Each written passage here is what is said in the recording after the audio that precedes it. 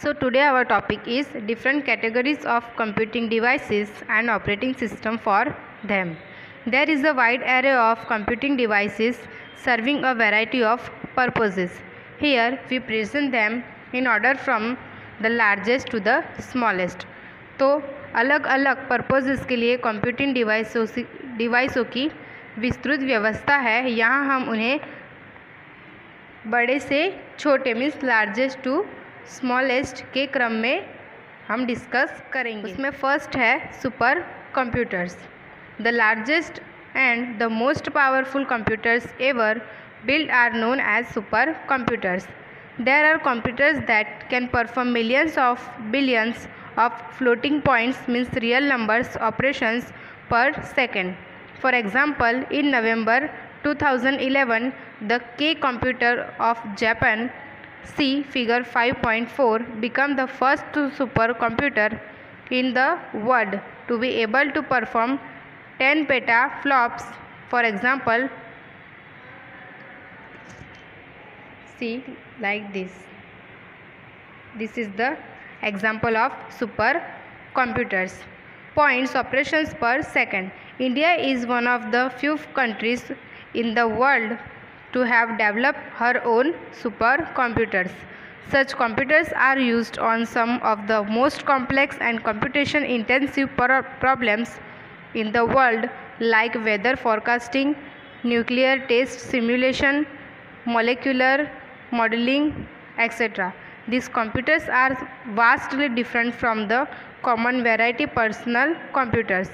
They utilize the power of thousands of processors connected using very high speed channels and working on a single problem in parallel to achieve very high speed.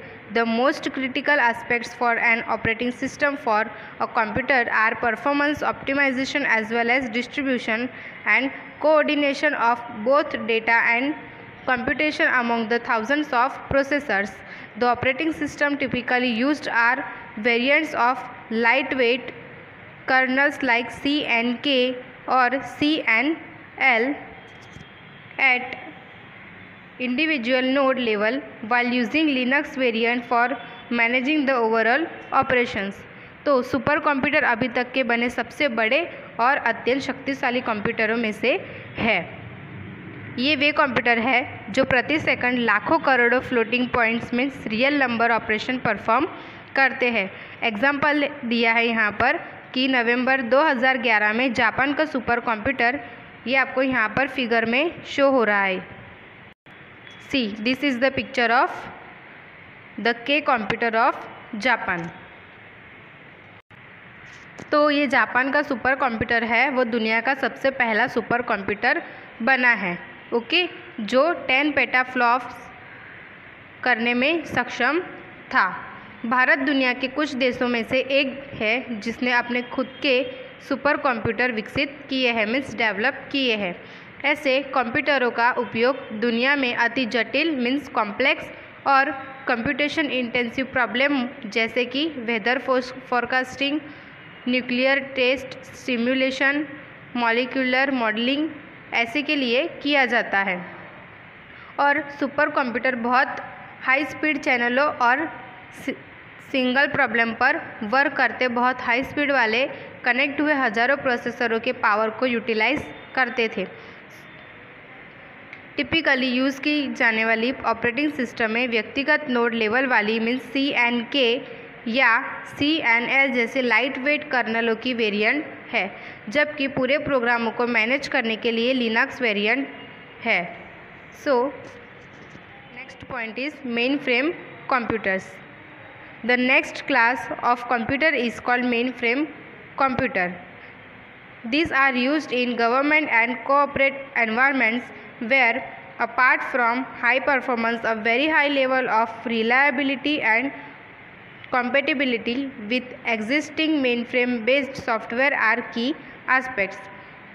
The very high level of reliability and availability are achieved by providing multiple redundant components for almost every aspect of the machine, so that if one component fails, another identical component can take on its responsibility and the computer continues working without a hitch. The duplication goes from CPUs all the way down to power supplies and even cooling fans. This makes these machines run continuously for years and years without any problems. For example, operating system are IBM Z/ operating system and Linux variant. तो जो उच्च कक्षा के अग्रिम कक्षा के जो computer है उन्हें मेन फ्रेम कंप्यूटर कहा जाता है। ओके, यहाँ पर आप देख सकते हो कि ये जो है the IBM Z main frame computer है। ओके, तो ये ऐसे कंप्यूटरों को मेन फ्रेम कंप्यूटर कहा जाता है। और ये जो कंप्यूटर है उनका यूज़ गवर्नमेंट और कॉरपोरेट संस्थानों में होता है। हाई परफॉर्मेंस के साथ साथ विश्वसनीयता और सुसंगति इस सॉफ्टवेयर के चाबी रूप एस्पेक्ट्स है। विश्वसनीयता और उपलब्धता के साथ साथ इस मशीन में मल्टीपल कार्य करने वाले अधिक कंपोनेंट्स भी होते हैं, जिसमें कोई कंपोनेंट्स अगर काम करना बंद कर दे तो दूसरा कंपोनेंट्स वो काम करने लगता है और कंप्यूटर बिना किसी रुकावट से चालू रहता है। और डुप्लीकेशन का कार्य CPU द्वारा होता है, जो पावर सप्लाई और कूलिंग फैनों को भी नियंत्रित रखता है, मीन्स कंट्रोल रखता है। इस कारण जो मशीन्स है वो बिना किसी प्रॉब्लम से वर्षों तक अपना वर्क करती रहती है। ऑपरेटिंग सिस्टम जैसे कि IBM Z/OS means operating system और लिनक्स वेरिएंट होती है। Next is server computers. Server computers are powerful computers that provide some computing or storage service to a large number of client computers. The critical aspects of these computers are performance, reliability, compatibility with already existing software and scalability, the ability to incrementally increase performance as and when needed by adding components rather than replacing the whole computer. These computers most commonly use Unix or Linux as their operating system. Some also use a Microsoft Windows Server operating system. तो server computers है वो भी बहुत शक्तिशाली means powerful computers है और ये कंप्यूटरों के critical aspects performance, reliability means विश्वसनीयता और कॉम्पेटिबिलिटी मीन्स सुसंगति है जो वर्तमान सॉफ्टवेयर में होती है और साथ ही साथ ज़रूरत पड़ने पर स्केलेबिलिटी तथा कुछ कंपोनेंट्स को जोड़कर धीरे धीरे परफॉर्मेंस बढ़ाने की क्षमता भी ये कंप्यूटर्स में है, जिसके कारण पूरे कंप्यूटर को विस्थापित करने की आवश्यकता नहीं होती है। ये कंप्यूटर सामान्य ऑपरेटिंग सिस्टम के रूप में यूनिक्स या लिनक्स का यूज़ किया जाता है। ओके, ये कंप्यूटर्स में computer is high and workstation. High-end workstation are computers used for demanding scientific computing as well as multimedia applications like special effects in movies, making animated movies, 3D modeling, computer-aided design means CAD. Okay, CAD का full form है computer aided design. Next CAM, full form of CAM is computer aided manufacturing, etc. This required very high graphical performance and an effective management of the larger amount of resources available, means processing power, memory, disk space, network bandwidth. Here also Unix, Linux or Microsoft Windows is used as operating system. तो high and work station ये क्या है, computer है जिनका use scientific computing में तथा movies में special effect को यूज़ करने के लिए होता है, जैसे कि एनिमेटेड मूवीज़ बनाने, 3D modelling, computer aided design means CAD, CAM जैसे मल्टीमीडिया एप्लीकेशनों में होता है. यहाँ भी ऑपरेटिंग सिस्टम में यूनिक्स, लिनक्स और माइक्रोसॉफ्ट विंडोज़ का भी use. Next is personal computers. The category of computers most familiar to us is that of personal computers. These computers provide a general platform that caters to the widest possible range of uses and also to users with vastly different skill sets. For a large number of users, user friendliness is a very important aspect. Subsequently, the operating system in use are of Microsoft Windows family operating system, the OS X operating system in bracket on the Apple Mac series computers and Linux. All three provide rich graphical user interface. तो कंप्यूटरों में सबसे प्रचलित जो सबसे famous category है वो personal कंप्यूटरों की है, और ये जो पर्सनल कंप्यूटर है वो एक सामान्य प्लेटफॉर्म हमें प्रोवाइड करते हैं जिसका ज़्यादा प्रमाण में हम यूज़ करते हैं, और अलग अलग स्किल वाले जो यूज़र्स हैं वो ये कंप्यूटरों का ज़्यादातर यूज़ करते हैं। और ज़्यादातर यूज़र्स के लिए यूज़र्स फ्रेंडलीनेस, यूज़र्स मित्रता एक बहुत इम्पॉर्टेंट एस्पेक्ट्स है।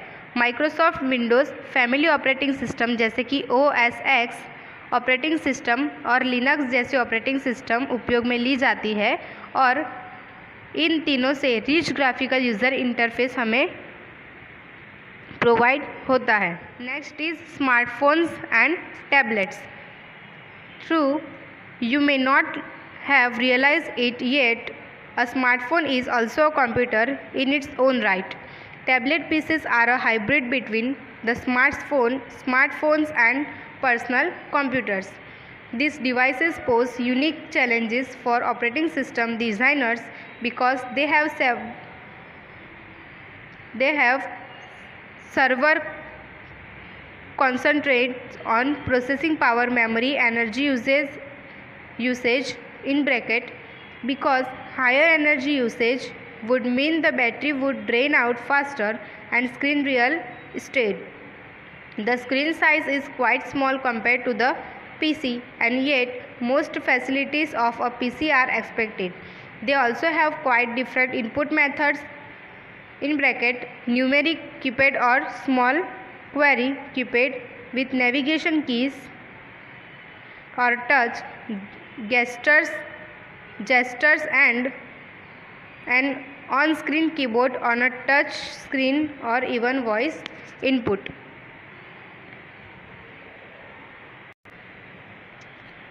तो हालांकि आपने अभी तक इसका अनुभव नहीं किया होगा कि स्मार्टफोन अपने आप में अपनी साइज़ का एक कंप्यूटर है।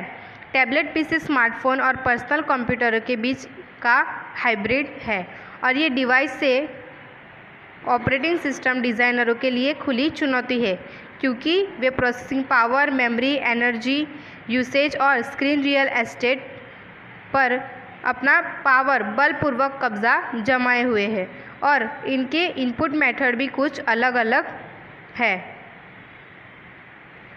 These characteristics demanded completely different solution. As a result, most mobiles few years back used operating systems specially designed for them. However, with increasing processing power and memory, specialized versions of PC operating system have now become the most popular choices for smartphone and tablets. Example include Google Android and Apple iOS, both based on Linux and Unix, and Microsoft Windows Phone operating system. Variant of full-scale Linux for use on such devices are currently under development. A convergence of operating systems for touchscreen based smartphones, tablets and ultra-portable devices, and operating system for mainstream personal computers is widely anticipated, and both Microsoft Windows 8 and Linux variant using the GNOME 3 or Unity interfaces have started the process by redesigning their interfaces for touch input. और ये सारे जो characteristics है वो बिल्कुल ही अलग अलग demand करते थे। उसका रीज़न क्या आया कि बहुत समय पहले बहुत सारे मोबाइल उनके लिए तैयार की गई ऑपरेटिंग सिस्टमों का यूज़ करते थे और बढ़ते प्रोसेसिंग पावर और मेमोरी वाली पीसी ऑपरेटिंग सिस्टमों की स्पेशलाइज्ड आवृत्तियाँ अब स्मार्टफोन में और टैबलेट के लिए अत्यंत प्रचलित पसंदगी कही गई थी। और यहाँ पर उदाहरण के लिए गूगल एंड्रॉयड और एप्पल iOS और Microsoft Windows phone iOS means operating system ऐसे डिवाइस के लिए उपयोगी फुल स्केल लिनक्स के वेरिएंट अभी डेवलप हो रहे हैं। Touch screen band smartphone, tablet और अल्ट्रा पोर्टेबल डिवाइस और मेन स्ट्रीम पर्सनल कंप्यूटर के लिए ऑपरेटिंग सिस्टम का केंद्रीकरण अपेक्षित है। दोनों माइक्रोसॉफ्ट विंडोज़ 8 और GNOME3 का यूज़ करते लिनक्स वेरिएंट या यूनिटी इंटरफेसों ने टच इनपुट के लिए उनके इंटरफेसों को रीडिज़ाइन करने की प्रक्रिया चालू कर दी है। Next is embedded systems. Even phones are not the smallest computer on the planet. There are hundreds of millions of tiny computers embedded in places we cannot even imagine, from industrial machines to car engines, from TV set-top boxes and DVD players to washing machines and microwave ovens. They are hidden everywhere. The computers are programmed for special purpose tasks. They typically have little or no user interface.